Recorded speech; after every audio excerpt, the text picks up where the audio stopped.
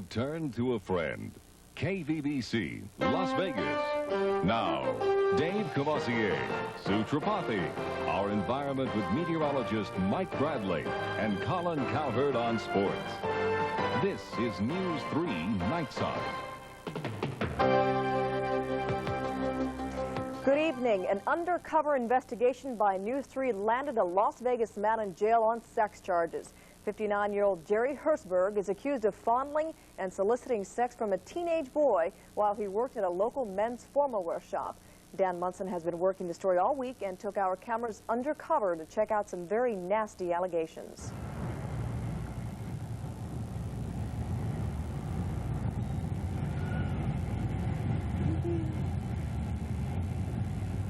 Hidden microphone while we were hidden outside. It didn't take long for Chris's story to check out. Listen to this. Like, let's say, for instance, you needed an extra $10. I off and maybe hold on to your while I off.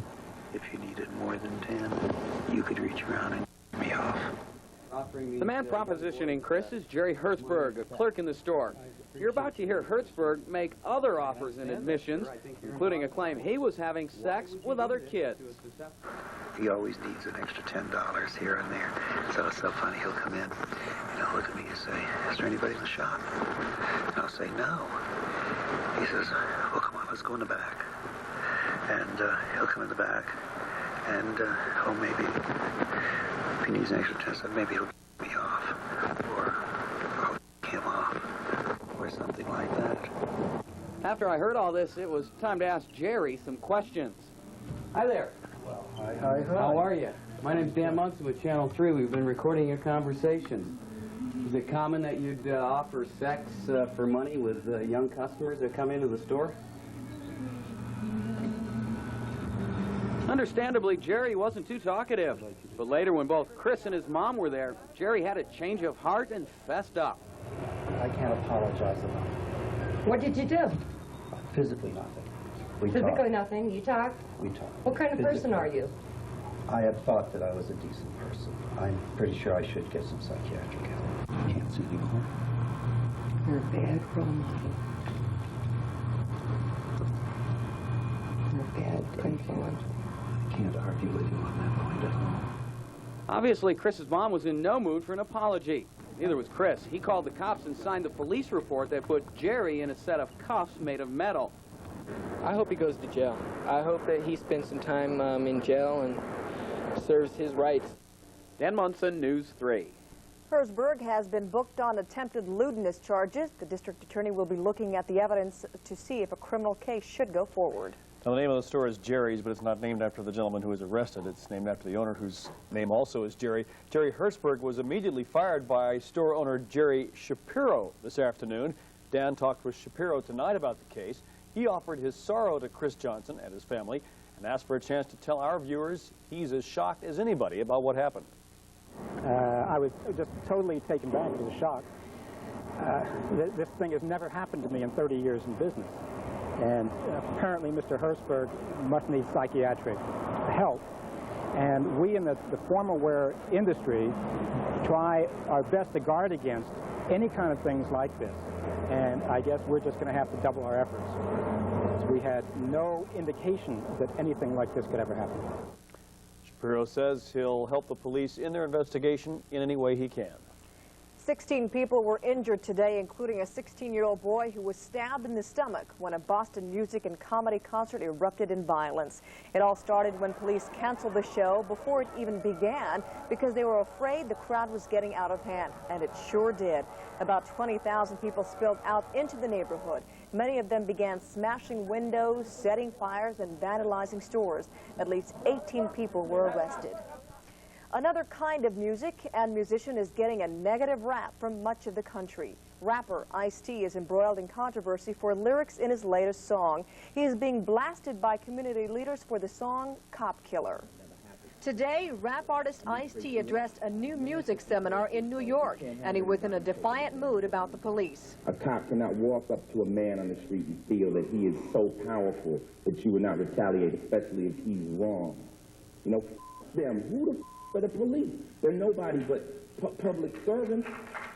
Ice-T's response to mounting public pressure against his song, Cop Killer. He says it's nothing more than a fantasy about killing police officers.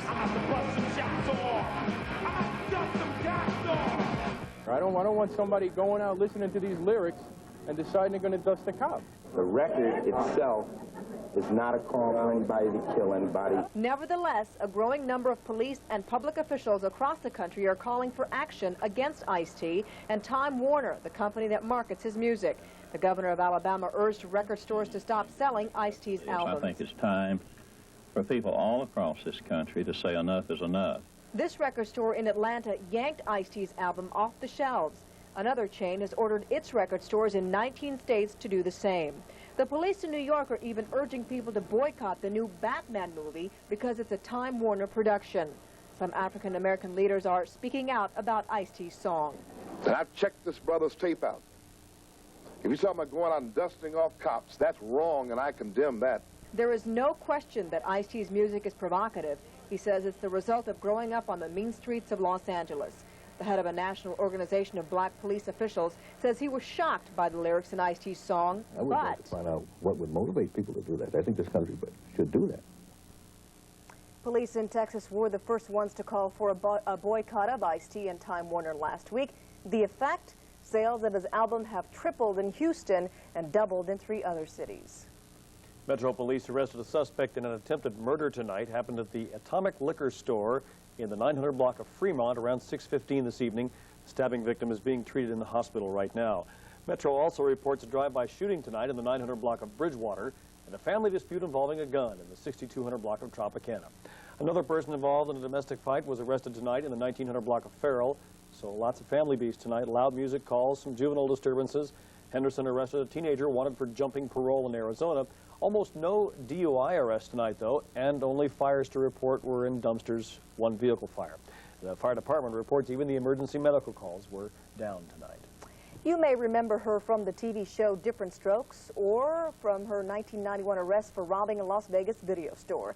But Dana Plato is making headlines again, this time for prescription forgery. Plato pleaded guilty to the charges in court today and was given a 4-year prison term. The judge later replaced that sentence, giving her 5 years probation instead. Plato was arrested several months ago when she was caught forging drug prescriptions. She said getting caught may have been the best thing for her because she could have died of a drug overdose. When you're in a union, you suddenly have thousands of brothers and sisters across the country. A few of them visiting in Las Vegas came to the help of the culinary union today, marching to the frontier. More on their rally next. Talks are stalled, but spirits are high over on the Frontier strike line. Workers are receiving support from all over the country for their 9-month picket at the hotel. A huge march and rally was held in their honor earlier today. As Denise Roche found out, it's going to take a lot to break the spirit of the striking employees. We're here to say to the Frontier strikers, lean on us. Lean on us. We're your friends. And friends like these, everybody could use. Several thousand members of the American Federation of State, County, and Municipal Employees Union took some time out of their own vacations to march for solidarity in Las Vegas. The line stretched for about half a mile. Volunteers with cups of water helped take care of the heat. Now they're asking the Alardi family, owners of the Frontier Hotel, to take care of their workers. It is awfully hot, but I think it's very important to stick together and to back the people at the Frontier. The strike has been going on 9 months now. Do you think that what you're doing here today will make a difference? I think everything that we can do to back them will make a difference. And I see you're from Texas. Were you aware of the strike even in Texas? Yes, we were. We were very well aware of it, and that's why we're out here, and that's why we have special signs made up. After walking from the Las Vegas Convention Center to the Frontier, guest speakers shouted out, "You will own the Frontier, not work here." The marchers also promised to take their tourist dollars to another city if the strike isn't settled soon. And no talks, No talks as yet. When I talked to Tom, he's still overlooking the proposal, and you know, we should have sit there that day and hammered this out. Long after the rally ended, many of those who attended were still here to help clean up. They say now that they've received national attention, the fight is just beginning, not ending, and they say they plan on getting that union contract no matter what. Denise Roche, News 3. The American Federation of State, County, and Municipal Employees also presented the striking workers with a $25,000 check to help keep the picket line going. And Main Street Station owner and developer Bob Snow is barely hanging on to his resort. He does remain in control of his Victorian-themed casino downtown after successfully satisfying state gamers by paying $5,000 in taxes. Snow had until 5 today to pay the fees or give up the bankrupt Main Street to the Bank of America. Also today, more than 700 workers who lost their jobs as a result of the closure of Main Street lined up at Cashman Field to get their last paychecks. Just like hit me today when I came here to get my check. I was like, oh, they're really closed. At the time that we started, we thought we were the good time gang, but now we're the overhill gang, you know. We just go to another casino and see what we can do. Sierra Health Services is providing 90 days of medical insurance for the 750 people who lost their jobs. As for Bob Snow, he has until July 1st to find an investor or the bank takes over Main Street. In any candidate's mind, California's a plum, about 1/10 of the country's vote. That's probably why Ross Perot's mighty happy to be on the ballot there tonight. Bob Serkin reports he made an appearance there, much like here, with a big splash. We had a $4 trillion debt. Ross Perot could hardly wait for this moment. Nearly 10,000 of his supporters gathered at the steps of California's Capitol to deliver 60 boxfuls of ballot petitions. The exact number of signatures held secret for Perot to announce. Has anybody said yet how many signatures we've turned in? You got it. You got it. Over 1 million. Actually, it's over 1.5 million signatures collected, the largest number in any state for Perot. But in this state's ethnic patch quilt society, the bulk of Perot's support remains white, middle, and upper class. With California, Perot has now qualified or has enough signatures to qualify for the ballots in 42 states. But signatures on petitions are far from actual votes. Have been disenfranchised from the In Southern California, in conservative Republican Orange County, another big enthusiastic crowd for Perot.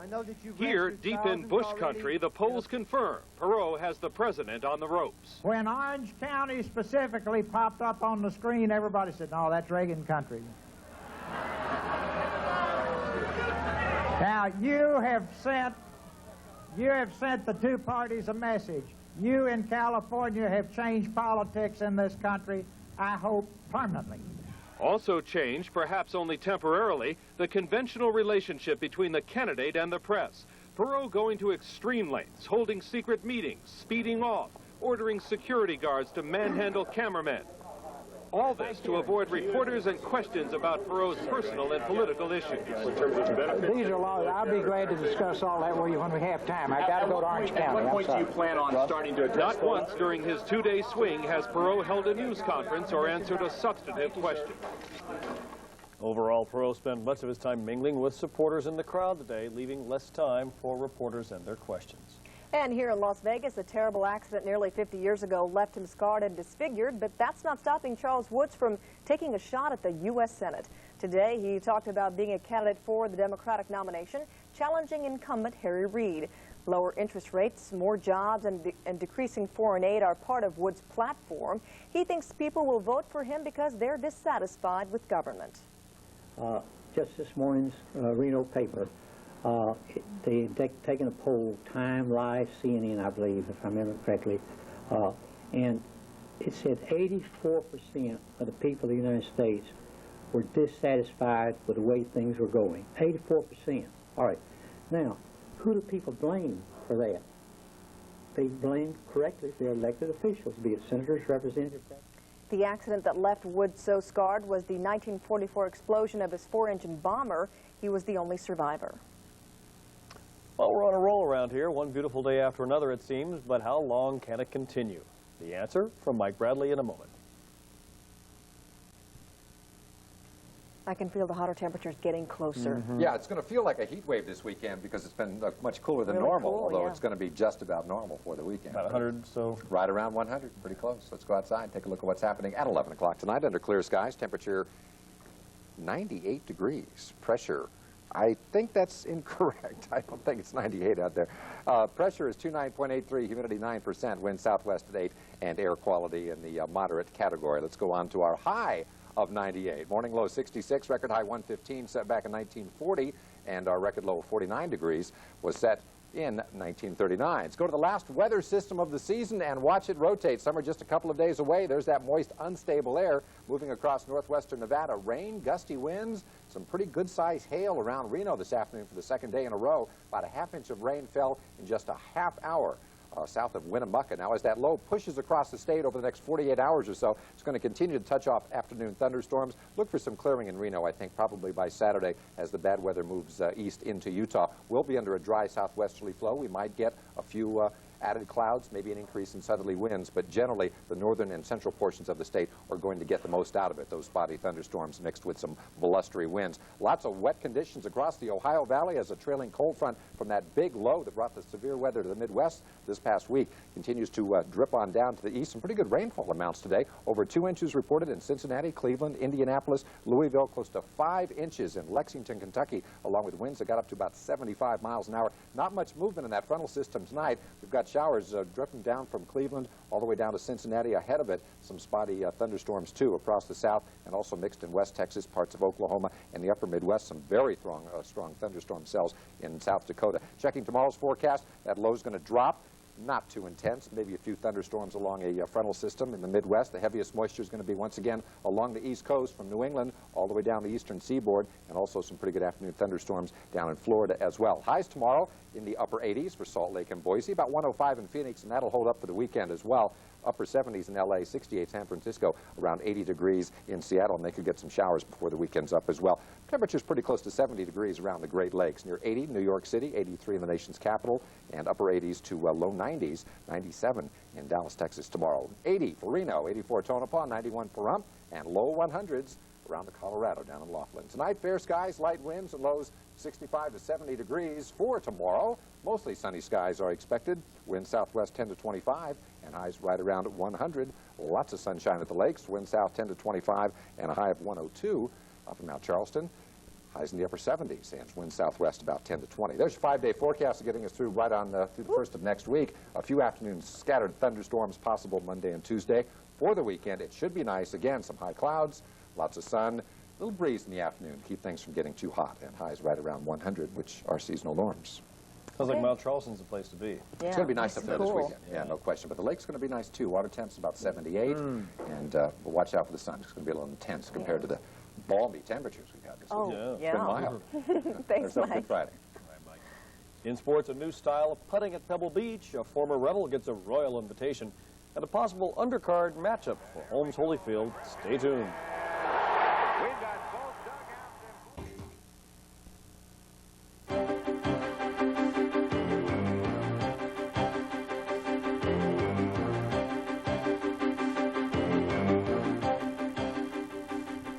More amazing story, though, coming up. Yeah, Phil Mickelson could win this thing. You know, first professional tournament. That'd be probably one of the all-time great golfing stories. Warren Scuda from UNLV, though, is the leading amateur after day one at the U.S. Open, but it's Phil Mickelson again making the pro debut, who's turning heads. Mickelson just won his third straight NCAA crown, shot a 4-under par 68, one shot off the lead. This shot on the par 317 right next to the cup. Ian Baker Finch on 18 with a gorgeous approach shot coming up here, but he is still playing plus golf. Finch, one of these guys that can get hot in the middle days, will be in the race Sunday. One of the more frustrating moments came for Mitch Vogus, hitting out of the thick grass. He barely budged it. Once he got the ball in the green, he had to use his driver on the putt because the caddy left it back near the tee. He would have really been upset, except his caddy, undaunted, he sized it up and knocked it down with his driver. The leader's Curtis Strange at 5 under par. Giants-Padres met tonight, although met is kind of understating things. We'll let the Padres announcers describe it for you.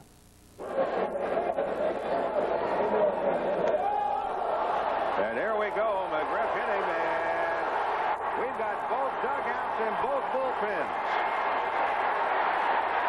And we got guys coming out of the locker room. We got it going again. And McGriff went after Wilson, and he got him. And Wilson and McGriff are off to the side. This is turning ugly. And now Baker has pushed Picholo, and we got maybe something going again. Matt Williams has grabbed Dan Walters. Well, that ought to be quite a wrestling match. I think the only thing missing was the turnbuckle treatment, and we really would have had a brawl. At St. Louis beating New York as well, 8-3. In Atlanta, Reds weren't in a much better mood than the Padres or Giants. Champagne a tad early. Big series, National League's top two clubs. Deion Sanders' home half of the fourth inning ties the game at 1 when he tees off on Tim Belcher. Primetime performing in the clutch. We go to the sixth inning. Dave Justice in right for Atlanta. Chris Sabo's line drive eats him alive. Sabo ended at third, eventually scored. 3-2 Reds. Bad attempt. Game tied at 5 after 9 to the 10th. Glenn Braggs delivers two-run shot that propels the Reds over Hotlanta. It's Montreal 4, Pittsburgh nothing. Rounding it out in the National League, Philadelphia tops the Cubs 4-3. In the American League, the Yankees and the Brewers with wins. Likewise for Seattle and Minnesota. Rounding it out, Detroit outslugs Toronto. Former Rev Greg Anthony has been appointed by President Bush to the United States delegation that will represent America in the closing ceremonies at the Olympics. Anthony joins Mary Lou Retton, Christy Yamaguchi, and Arnold Schwarzenegger. Sad news today, former North Carolina State basketball coach Jim Valvano been diagnosed with cancer. ESPN, which employs him, wouldn't elaborate on the cancer, and Valvano could not be reached for comment. He is one of Jerry Tarkanian's closest friends in coaching. Well, Don King in Vegas today promoting a future fight card. Jerry O'Lennon caught up with him and discussed tomorrow's heavyweight bout. Don King was all too happy to entertain questions about tomorrow's heavyweight title fight promoted by his chief adversary. I think it's a very sad commentary, you know, that this has to happen in the heavyweight division. When you get a champion that don't fight nobody. Don King's rhetoric is always self-serving and oftentimes hard to swallow. But even his severest critics agree that on paper, tomorrow's fight isn't all that it's cracked up to be. Promoter Bob Arum took the media to task for its negative pre-fight analysis. But let me tell you, you boxing writers, and that's an oxymoron if there ever was one. But the fight's credibility took another hit at yesterday's weigh-in. Larry Holmes tipped the scales at a rubbery 233 pounds. A new twist came when Newsday's Wally Matthews told Sports 3 that Arum informed him that Evander Holyfield was taking steroids. Arum denies this. Wally Matthews is not respected by me. He's not respected by any other thinking, hard-working journalist. Wally Matthews is a fraud, like many of his other colleagues, and I am not afraid to say that. For the record, Matthews stands by his story. Ultimately, what Arum's tirades and accusations did was create more interest in a fight that is, quite frankly, uninteresting. That's something that even Don King could appreciate. From Caesar's Palace, Jerry O'Lennon, News 3 Sports. We'll be out there live tomorrow. All right, we'll be right back. All right, as Mike said, by this weekend we'll be back up around 100 degrees. Good time for a cool, dark movie theater. But should Poison Ivy be your choice? Here's Roger Ebert's opinion. Poison Ivy is one of those melodramatic thrillers that doesn't work unless we can really believe the villain is truly capable of evil. And in this case, I couldn't. The movie stars Drew Barrymore as a bad girl from the local high school who attaches herself to a lonely rich kid and then moves into the rich family's house where her sick plan is to eliminate the mom, seduce the dad, and replace the daughter. Honey, I'm glad you're awake. You look nice. Stupid of me. What a dumb, sick jerk I've been. Honey, quiet now, because there's... Which little party are you afraid of me ruining? Everybody's going home. The rich kid in the movie is played by Sarah Gilbert, who has undertones of darkness in her performance, and I actually think the movie would have been better if the two actresses had played each other's roles. As it is, it all seems a little too much like overwrought play acting and not very much like real perverse danger, and I cannot recommend Poison Ivy. I'm Roger Ebert. Doesn't Batman start this weekend? I'm not sure. Is it tomorrow? Colin says tomorrow. He's our movie critic. Yeah, it's got to be right then. Well, you make your choice. Good night. Have a nice day.